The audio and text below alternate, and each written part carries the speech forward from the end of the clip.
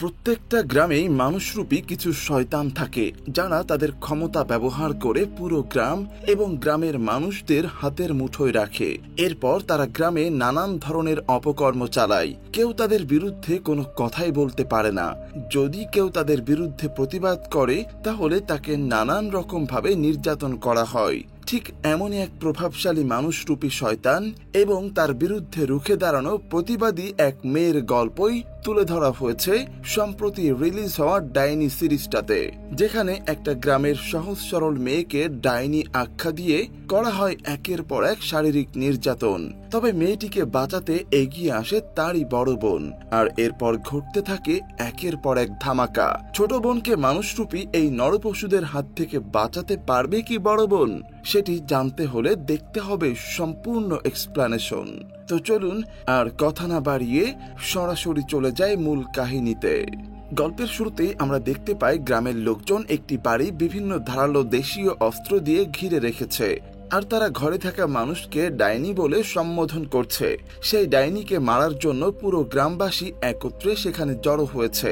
এর মধ্যে কয়েকজন আবার বলে, আজকে যদি ডাইনিকে না মারি তাহলে রক্ষা নেই। তো কে এই ডাইনি আর কেনই বা গ্রামবাসী তাকে মারতে যাচ্ছে তা আমরা সামনেই জানতে পারবো। এরপর দেখানো হয় পাতাকে। সে সদ্য লন্ডন থেকে ফিরে এসেছে। তো সে বাড়ির পথে আসতে থাকলে লন্ডনে যাওয়ার কারণ ফ্ল্যাশব্যাক সিনে দেখানো হয়। ফ্ল্যাশব্যাক সিনে আমরা দেখতে পাই পাতা জায়গা সম্পত্তি নিয়ে তার বাবার সামনে কথা বললে বাবা চর মেরে বসে থাকে, আর সেটা বোন লতাও দেখে। এরপর আরো এক ফ্ল্যাশব্যাক দেখানো হয় যেখানে পাতা তার বোন লতাকে বলে, আমি আরমানকে বিয়ে করে লন্ডনে যাচ্ছি, আর ফিরবো না। তখন আমরা লতাকে বলতে শুনি, তুই আজ তো একটা ডাইনি। ফ্ল্যাশব্যাক সিন শেষ হলে পাতা আসে তার কলকাতার বাড়িতে, আর সেখানে সে সম্পত্তির ভাগ নিয়ে সরাসরি উকিলের সাথে কথা বলে। পাতা মূলত লন্ডন থেকে সম্পত্তি নিতে এসেছে। তো উকিল জানাই, তোমাদের দুই বোনের নামে তোমাদের সকল সম্পত্তি উইল করে গেছে তোমাদের বাবা। তার সম্পত্তি ভাগ করতে চাইলে লতাকে উপস্থিত থাকতে হবে।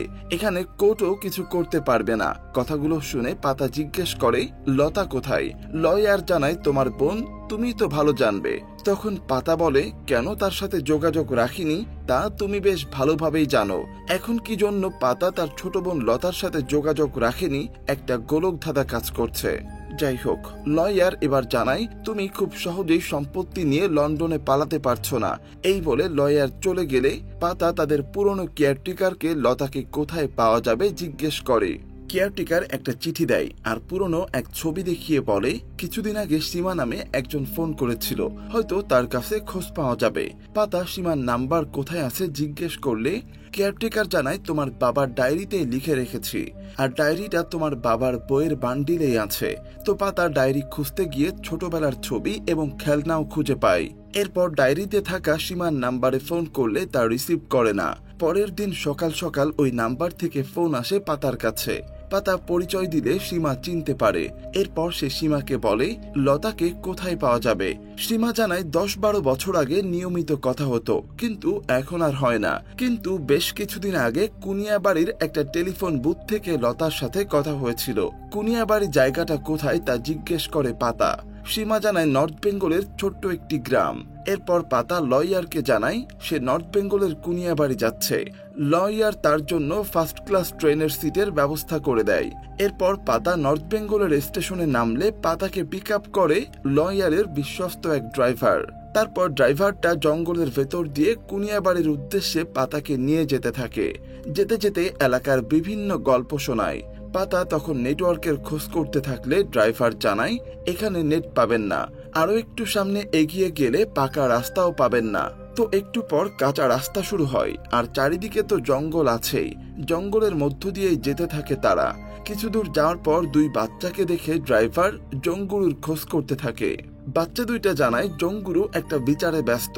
তো বাচ্চা দুটোর সাথে পাতাকে নিয়ে জঙ্গুরুর কাছে যেতে থাকে ড্রাইভার। আরো অনেক পথ পাড়ি দিলে গ্রামের মধ্যে অনেক লোকের সমাগম দেখা যায়। সেই সমাগমে জঙ্গুরু সবার উদ্দেশ্যে বলে, এই গ্রামে আর কেউ মারা যাবে না, এই গ্রামে আর কোনো অসুখ হবে না। এই গুরুকে আমরা একদম শুরুতে দেখেছিলাম, আর তার নেতৃত্বে গ্রামবাসী এক ডাইনিকে ধরেছিল মেরে ফেলার জন্য। আর সেই ডাইনিকে মেরে ফেলার আগে গ্রামের প্রধান জঙ্গুরু এই বক্তব্য দিচ্ছিল, তো ড্রাইভার জঙ্গুরুর সাথে কথা বলতে গিয়ে দেখে ডাইনিকে মারা হচ্ছে, তাই সে গাড়িতে চলে আসে। তখন দেখা যায় গ্রামের সবাই নির্মমভাবে একজনকে মারছে, আর সেই মেয়েটিকে তারা ডাইনিও বলছে। ড্রাইভার বাচ্চা গাড়িতে আসলে পাতা বলতে থাকে এখানে কি হচ্ছে। ড্রাইভার জানায় গ্রামবাসী একজন ডাইনিকে মারছে, তাই এখানে থাকা যাবে না। তো পাতা দূর থেকে ওই মেয়েকে দেখে সেটা তার বোন। তখন মনে পড়ে যায় লন্ডন যাওয়ার সময় লতা তাকে ডাইনি বলেছিল। তো পাতা ড্রাইভারকে বলে ওইটা আমার বোন, ওকে বাঁচাতে হবে। ড্রাইভার না করলেও পাতা একাই একটা দা নিয়ে আহত বোনকে গাড়িতে তোলে। তখন ড্রাইভার বলে ওকে ছুঁয়ে আপনিও ঠিক করেননি, ও ডাইনি, জিনের আঁচড় আছে ওর উপর। তখন আবার ফ্ল্যাশব্যাক সিন দেখানো হয়।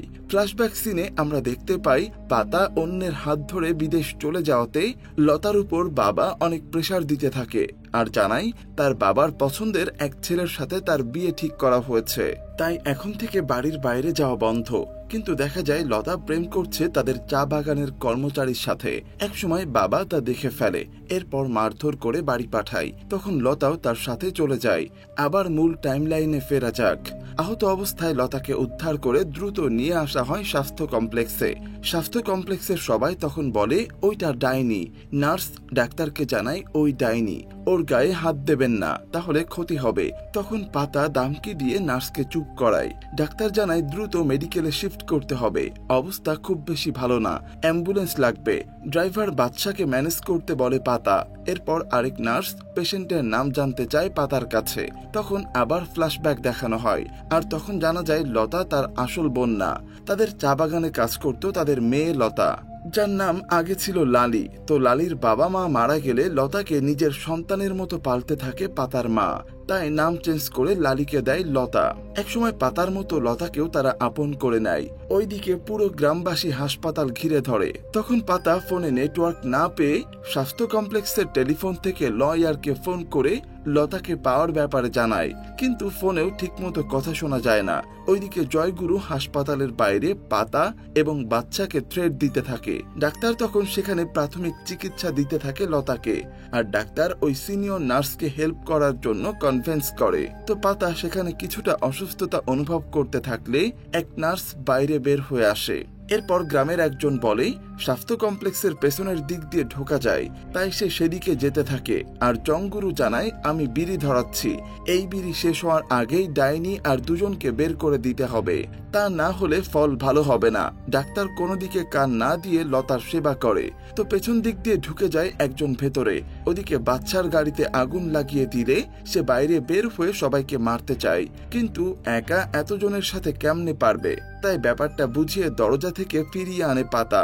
এরপর গাড়িতে আগুন দেওয়া দেখে পাতার মনে পড়ে যায় তার মা মারা যাওয়ার দিনটা। মাকে ঠিক এভাবেই সেদিন পোড়ানো হয়েছিল।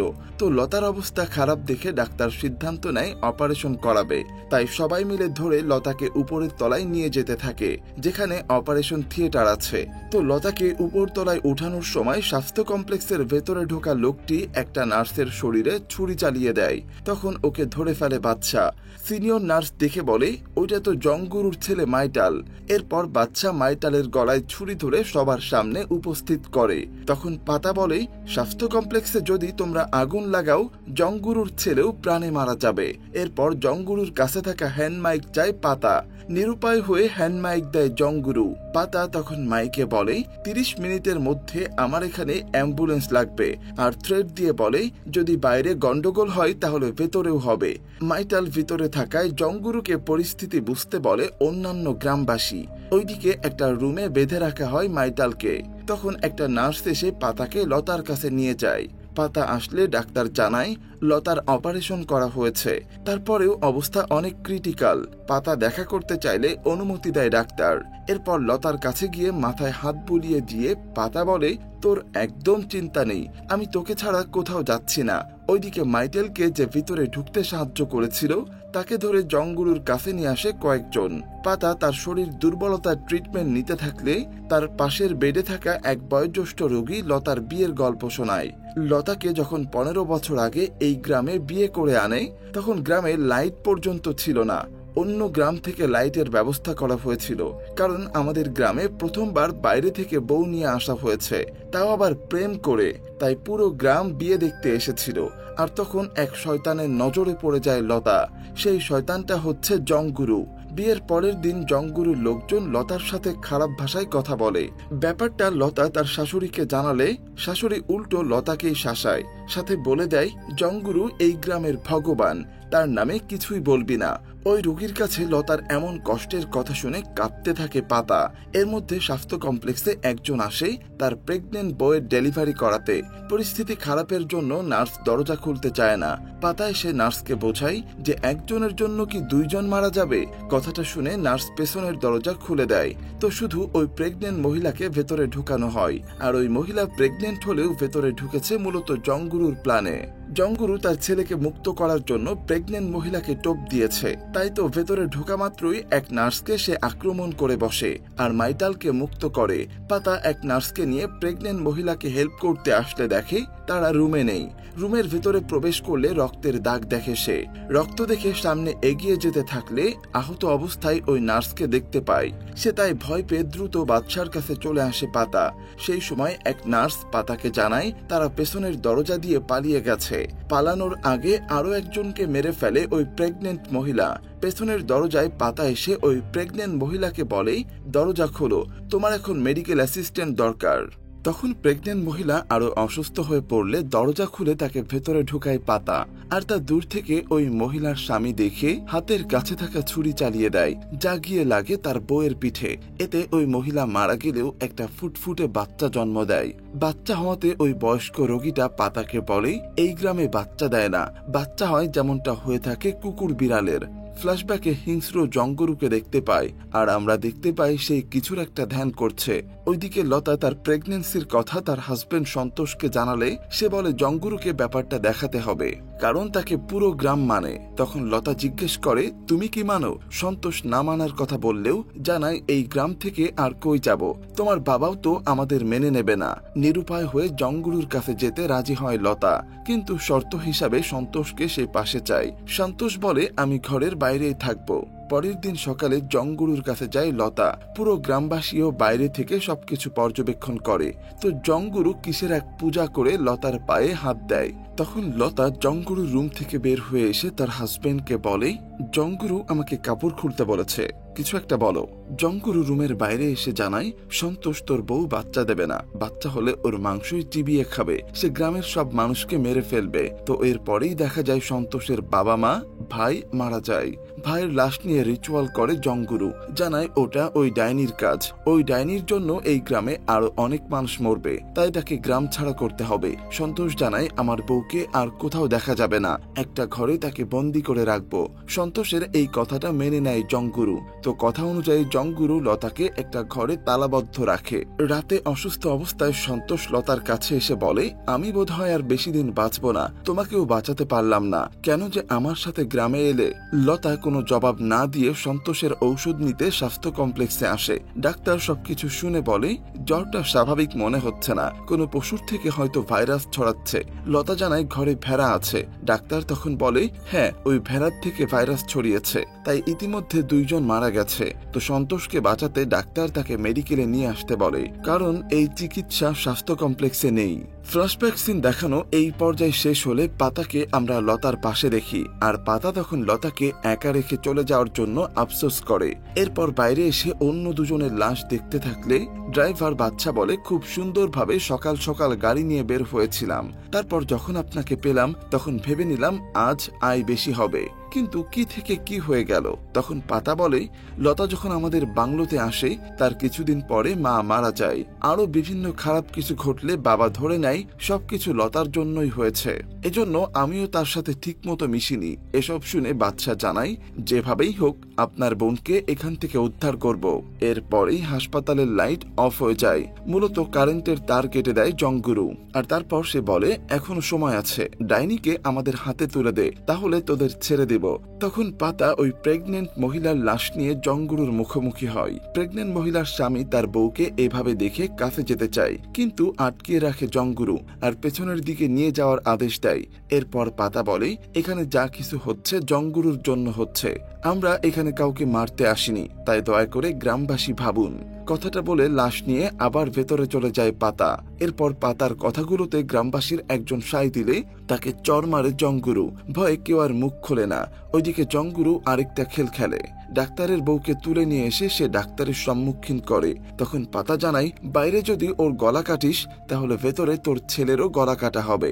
জঙ্গুরু বলে, তোর সাহস আছে কিন্তু গলা কাটার মতো সাহস নেই। সেই সময় দুই নার্স এসে গেট খুলে পাতাকে বের করে দেয়। ডাক্তারও তার ওয়াইফকে বাঁচাতে লতাকে স্ট্রেচারে করে বাইরে বের করে দেয়। এরপর তারা গেট লাগিয়ে দেয়। তখন দুই বোন জঙ্গুরু আর গ্রামবাসীর খপ্পরে পড়ে যায়। এরপর তারা লতাকে মারার জন্য এগিয়ে আসলে একা বাধা দিতে থাকে পাতা। গ্রামবাসী আরো কাছে আসতে থাকলে সেখানে পুলিশ এসে উপস্থিত হয়। পাতা তার লয়ারের সাথে যোগাযোগ করেছিল আর সেই লয়ার পাতাকে বাঁচানোর জন্য কোনো মতে পুলিশকে সেখানে উপস্থিত করে। তো পুলিশের সাহায্যে লতাকে আবারও ভেতরে ঢোকানো হয়, কিন্তু জঙ্গুরু সেই পুলিশকেই আবার থ্রেট দিতে থাকে। পুরো গ্রামবাসী যেখানে একত্রে সেখানে পুলিশ একা কি করবে, কারণ তাদের কাছে বুলেট তো মাত্র 5টা।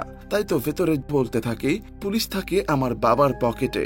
তো পুলিশ সবকিছু জঙ্গুরুকে বোঝাতে থাকলে জঙ্গুরু পুলিশকে চর মেরে বসে আর বলে, এখানে যা হচ্ছে হতে দে। এরপর আবার ফ্ল্যাশব্যাক সিন দেখানো হলে লতাকে সীমা নামের একজনকে ফোন করতে দেখি তার স্বামীকে মেডিকেলে ভর্তি করানোর জন্য। শুরুর দিকে সীমা পাতাকে যে ফোন কলের কথা বলেছিল এটাই ছিল যে লতার ফোন বুথে এসে কল করাটা গ্রামের একজন দেখে ফেলে। তখন তাকে ধরে নিয়ে আসা হয় জঙ্গুরুর কাছে। এরপর ঘরের বাইরে জঙ্গুরুর সামনে সবাই লতাকে মারতে থাকে। অনেক মার খেয়ে লতা আহত হয়ে মাটিতে লুটিয়ে পড়লে জঙ্গুরু তার কানের কাছে এসে বলে, সেদিন যদি কাপড় খুলতি তাহলে আজ এই দিন দেখতে হতো না। তখন লতার হাজবেন্ডও মারা যায়। ব্যাপারটা লতা মেনে নিতে না পেরে পাগল হয়ে যায় আর গ্রামের এদিক ওদিক ঘুরে বেড়ায়। সেই সুযোগে লতা দিনের পর দিন গণধর্ষণের শিকার হয়। তো জ্ঞান ফিরে লতার। তখন পাতা বলে, তোকে আর একা ছাড়ছি না, আমার সাথে নিয়ে যাব। ওইদিকে পুলিশের সামনে জঙ্গুরু গ্রামের একজনকে নির্দেশ দেয় ডাক্তারের ওয়াইফকে এক কোপে মাথা ফেলে দিতে। এরপর মারার আগেই সবাইকে বাইরে এসে তা দেখতে বলে। তো ডাক্তার সহ সবাই সামনে আসলে এক কোপে ডাক্তারের ওয়াইফকে গলা কেটে মেরে ফেলে। এরপর বৃদ্ধা রোগীটা পেছনের গল্প আবার শোনায়। একে তো সন্তোষ মারা গেছে, তার বউটাও পাগল, তাই সন্তোষের ভেড়াগুলোকে জঙ্গুরু দখল করে নেয়। তারপর একটা ভেড়ার ফার্ম খোলে আর গ্রামবাসীকে লাগিয়ে দেয় ভেড়া পালতে। এতে প্রথমত অনেক টাকা আসতে থাকে জঙ্গুরুর কাছে, কিন্তু কিছুদিনের মধ্যেই ভেড়ার ভাইরাস পুরো গ্রামে ছড়িয়ে যায়। এতে একে একে গ্রামের মানুষ মারা যায়। জঙ্গুরু বুঝতে পারে সবার মৃত্যু হচ্ছে ভেড়ার ভাইরাস থেকে, কিন্তু এই কথা যদি ফাঁস হয়ে যায় তাহলে তার আর রক্ষা নেই।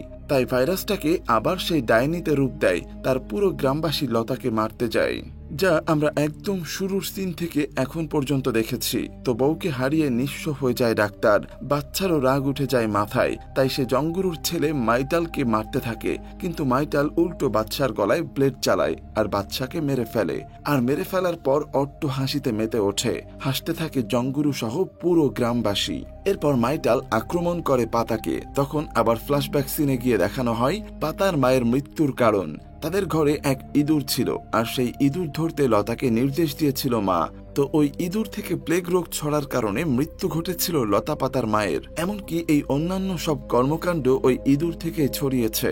লতা কোনো কালেই ডাইনি বা পিশাচ ছিল না। তো মাইটাল পাতাকে মারতে থাকলে পাতা তুমুল প্রতিরোধ করে। একসময় নার্স এসেও প্রতিরোধ করে, কিন্তু সবাইকে মারে মাইটাল। এক পর্যায়ে পাতা মাইটালকে আহত করে। তখন পুলিশ জঙ্গুরুকে এসে বলে, যদি একটা অ্যাম্বুলেন্সের ব্যবস্থা করে দেন তাহলে আপনার ছেলে বেঁচে যাবে।